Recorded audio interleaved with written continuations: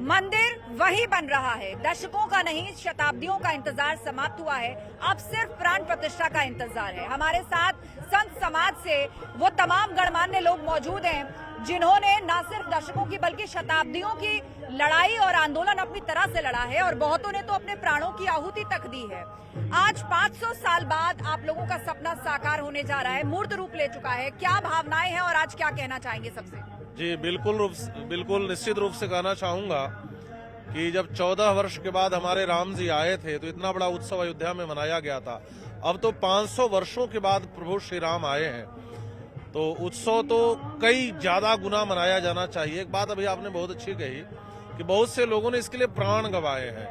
आज 4 लाख से ऊपर लोगों ने जो प्राण गंवाए हैं, आज उसी का परिणाम है कि भगवान श्री राम की प्राण प्रतिष्ठा हो रही है। यह प्राण प्रतिष्ठा उन 4 लाख से ऊपर लोगों के प्रति एक प्रकार की भावांजलि भी है। और मुझे लगता है केवल राम की ही प्राण प्रतिष्ठा नहीं हो रही है, पूरे अयोध्या में प्राण डाल दिया गया है। पूरी अयोध्या में चेतनता आ गई है, चारों तरफ हर्ष है, उल्लास है, आनंद है, उत्सव का माहौल है। अब प्राण को लेकर, प्राण प्रतिष्ठा को लेकर बात चली है तो बहुत सारे लोग सवाल उठा रहे हैं, खासतौर पर कुछ विपक्षी दल हैं जिनका कहना है कि भगवान को क्या प्राण की आवश्यकता है। भांति भांति तरीके से इसको अपना अपना सब तर्क दे रहे हैं, अपना अपना नाम रख रहे हैं। ये आवाज नहीं सुनने नहीं दी आपका प्रश्न। सवाल मेरा ये है, प्राण प्रतिष्ठा की बात चल रही है तो बहुत से लोग सवाल ये उठा रहे हैं कि क्या भगवान के अंदर प्राण डालने की आवश्यकता है। भांति भांति के तर्क दिए जा रहे हैं देश में। देखिए, विषय ये है कि मुंडे मुंडे मतर भिन्ना। भगवान के प्राण प्रतिष्ठा एक शास्त्रीय विधान है। यहाँ पे राम जी पहले से स्थापित हैं, राम मंदिर पहले से है, यहाँ पर केवल उसका जीर्णोद्धार किया है। अब जीर्णोद्धार के तहत में ये मंदिर बन रहा है, भगवान का विग्रह वहां पर हो रहा है। तो जो शास्त्रीय विधान है उसके द्वारा प्राण प्रतिष्ठा का एक क्रम है वो किया जा रहा है। जो शास्त्र को नहीं मानता है वो किसी को नहीं मानता है। और तो इसलिए जो लोग कह रहे हैं उनके अपना अपना मत हो सकता है। और वैदिक सनातन परंपरा में अभी जैसे स्वामी जी ने बताया कि यहाँ पर सदियों के इंतजार के बाद में भगवान का एक संकल्प है, या भगवान का एक संकल्प रहता है कि यदा यदा ही धर्मस्य ग्लानिर्भवति भारत अभ्युत्थानम धर्मस्य तदात्मानम सृजाम्यहम्। तो ये आपने क्या प्रधानमंत्री मोदी के लिए कहा है कि देखिए, जब जब धर्म की हानि होती है तो भगवान किसी ना किसी रूप में आते हैं। जब वो कृष्ण रूप में द्वापर में भगवान कृष्ण आए तो उन्होंने गोवर्धन की पूजा थे, गोवर्धन भगवान की स्थापना की। इसलिए राम जी की स्थापना आज हमारा राजा भी भगवान का रूप ही होता है। मोदी भी कहीं न कहीं अंशा अवतार है और उसने जो राम राज्य की परिकल्पना की उसको साकार रूप दिया। जी मैं ये कहना चाह रहा था कि जिनको शास्त्र की गहन समझ नहीं है वही ऐसा कह रहे हैं कि राम जी तो हर जगह व्याप्त हैं तो प्राण प्रतिष्ठा कैसे। उनको शास्त्र पढ़ना चाहिए और शास्त्र में भगवान के 5 स्वरूपों का वर्णन है। पर स्वरूप, व्यूह स्वरूप, विभव स्वरूप, अंतर्यामी स्वरूप और अर्चा स्वरूप।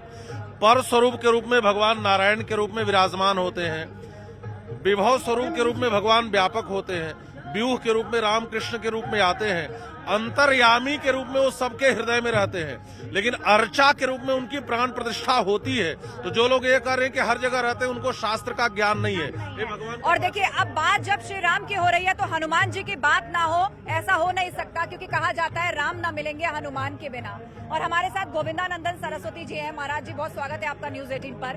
किष्किंधा से आप लोग चले हैं, किष्किंधा से आप लोगों की यात्रा निकल रही है और जिस तरह राम जन्मभूमि यहाँ पर बन करके तैयार है, आप लोग यहाँ पर हनुमान जन्मभूमि की बात कर रहे हैं। रामाय रामभद्राय रामचंद्राय वेदसे रघुनाथाय नाथाय सीताय पतये नमः। अंजनी गर्भ संभूत कपींद्र सचिवोत्तम राम प्रिय नमस्तुभ्यम हनुमान रक्ष सर्वदा। पूरा दुनिया अयोध्या को देख रही है, राम भगवान को देख रही है, परंतु राम भगवान हनुमान जी को देख रहे हैं, हनुमान जी सीता मैया जी को देख रहे हैं। अभी अयोध्या में इतना वर्ष होने की बाद एक भव्य मंदिर बन रही है। इस मंदिर में मूर्ति प्रतिष्ठा होने की कार्यक्रम आरंभ हो रहे हैं। क्या भावनाएं हैं, कुछ सुनाना चाहेंगे रामायण के भीतर से? कुछ ऐसे छंद होते हैं, कुछ ऐसे वाक्य और वाणियां होती हैं जो भक्तों के सीधा दिल में उतरती हैं। और बात तो आज यहाँ राम मंदिर और श्री राम की है। हनुमत जन्मभूमि की तरफ से आप हमारा राय पूछा तो हम एक ही निवेदन करेंगे, जो भी काम होना है शास्त्र विधि विधान से होना चाहिए। तस्मात् शास्त्रम प्रमाणन्ते कार्याकार्य व्यवस्थित। और वर्तमान में कुछ ऐसा समस्या पैदा हो गया, धर्माचार्य लोग विरोध कर रहे हैं करके, विशेष रूप से 4 शंकराचार्य लोग विरोध कर रहे हैं। दो ने स्पष्टीकरण दिया है और कहा है कि जो हो रहा है वो उससे सहमत है, विधिवत हो रहा है। इसका मूल से हम बोल रहे हैं। आप उन्होंने रिटर्न में जारी किया है ऐसा। वो सभी हम जानते हैं क्योंकि वहां पढ़ा है, हमारा ओपन संस्कार वही हुआ। मूल समस्या कहां से हुआ? सारी मूल समस्या एक फर्जी संत से शुरू हुआ, उसका नाम है अविमुक्तेश्वरानंद सरस्वती। उसका कुछ काम नहीं है। वो जो राम भगवान के ऊपर प्रतिष्ठा के ऊपर सवाल कर रही है, शास्त्र विधान है नहीं करके, अरे भैया पहले तू बोलो, तू शंकराचार्य कैसे बन गया? सुप्रीम कोर्ट तुमको रोक लगा दिया। जब सुप्रीम कोर्ट तुमको रोक लगा दिया, तू शंकराचार्य नाम दुरुपयोग कर रही हो। चलिए, आपने एक सवाल उठाया है, लेकिन आज तो उत्सव का दिन है। आज हम उत्सव की बात कर रहे हैं। कुछ आप सुनाना चाहेंगे रामायण के भीतर से? कोई ऐसा छंद, कोई ऐसा दोहा, कोई प्रकरण, कुछ गाना चाहेंगे, कुछ बोलना चाहेंगे भक्तों को? हरि व्यापक सर्वत्र समाना, प्रेम ते प्रगट भय में जाना। भगवान कण कण में हैं और प्रेम के द्वारा प्रकट हो गए हैं यहाँ पे, और 22 तारीख को प्रतिष्ठा होने जा रहा है। हम लोग हर्षोल्लास में हैं, यही कहना चाहेंगे। तो साधु संत समाज खुश है, संतुष्ट है? आज जिस तरह आकार लिया है राम मंदिर ने, उससे आप लोग संतुष्ट हैं, खुश हैं? जी, बहुत खुश हैं और पूरी अयोध्या में आनंद छा गया है, आप देख ही रहे हैं। बस एक बात मैं जरूर कहना चाहूंगा कि अब अवसर है इन चीजों को छोड़ करके भगवान श्री राम के बाल स्वरूप का ध्यान करना। उनके घुंघराले बाल कैसे हैं, कमल दल की तरह उनकी आंखें कैसी हैं, सुक्तुंड की तरह उनकी नासिका थी, उसका ध्यान करें। राम जी के बाल स्वरूप का ध्यान करें, राम जी सबका मंगल करेंगे।